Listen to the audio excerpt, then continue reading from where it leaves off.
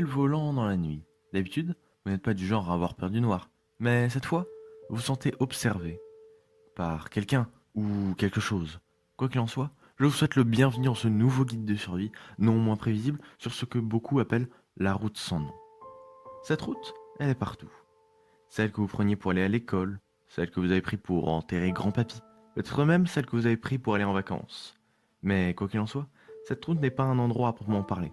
C'est le fait de ne pas savoir où vous êtes en pleine nuit qui vous fait entrer dans la route sans nom.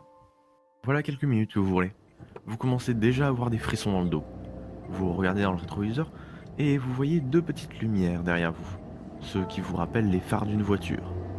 S'il vous arrive quoi que ce soit, ces gens pourraient vous aider, ce qui vous permet de vous calmer un peu. Même si je doute que ce que vous avez pris pour des phares vous veulent du bien. Vous vous en rendrez compte quand vous les verrez devant vous, à gauche, à droite.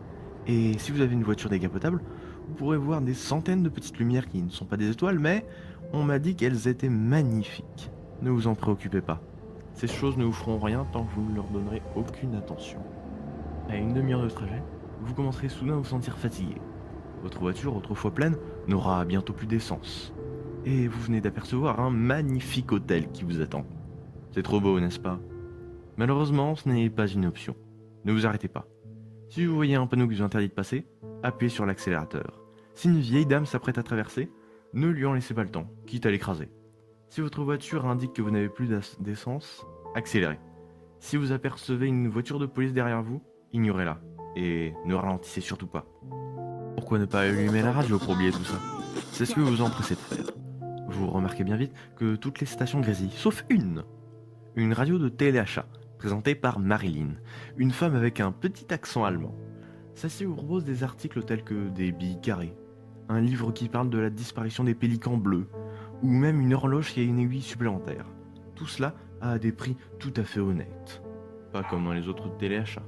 Mais gardez ceci à l'esprit, Marilyn est la seule présentatrice. Si jamais elle présente un quelconque associé, stagiaire, ou si d'un coup vous entendez une voix un peu différente, éteignez immédiatement la radio. Attendez quelques minutes avant de la rallumer et assurez-vous bien que c'est la voix de Marilyn.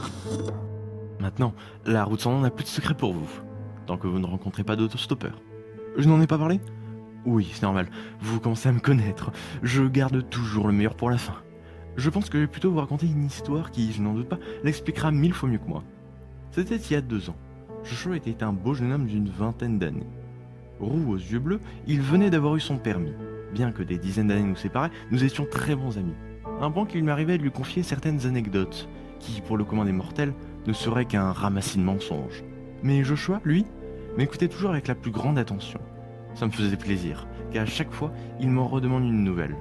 Je le voyais comme un frère, bien que j'aurais pu être son père.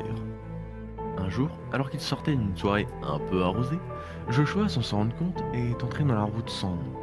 Les lumières derrière sa voiture lui firent un choc et lui rappelaient mes histoires qu'il adorait tant. Il prit son volant d'une main ferme et accéléra d'un coup.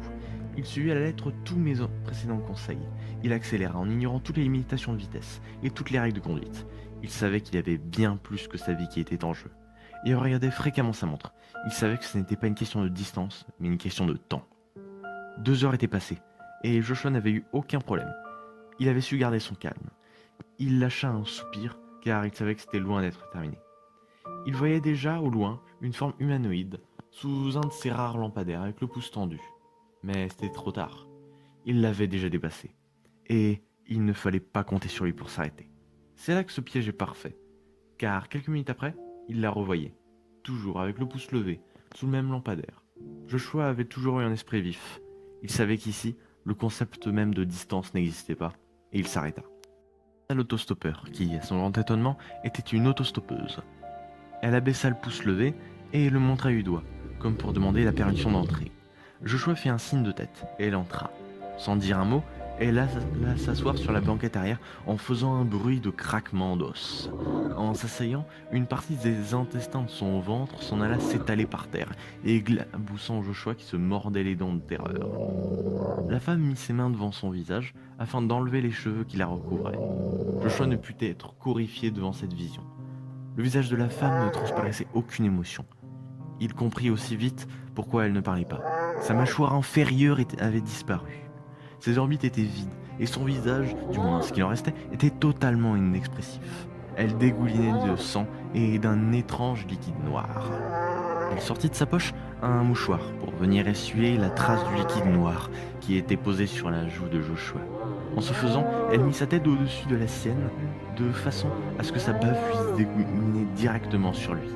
Horrifié, Joshua se sentit fondre à l'intérieur de lui, mais se forçait de garder le silence, avant que la tête de la passagère tombât sur ses genoux, ce qui lui fit cracher un cri qui résonnait dans toute la voiture, que dis-je, dans toute la rue. C'était la dernière fois qu'on entendait parler de Joshua. Et maintenant, me voilà, 2 ans plus tard, à vous raconter ça dans ma voiture en pleine nuit. J'ai passé avec brio toutes les épreuves de la route sans nom. J'attendais avec impatience d'apercevoir, au loin, la lumière d'un lampadaire éclairer une silhouette, avec le pouce levé. Je n'ai pas eu beaucoup à attendre pour que mon souhait soit exaucé. Juste que j'attendais, je m'arrêtais devant cette personne aux cheveux roux, la peau cadavérique, les yeux bleus dénués de toute émotion, et de magnifiques taches de rousseur.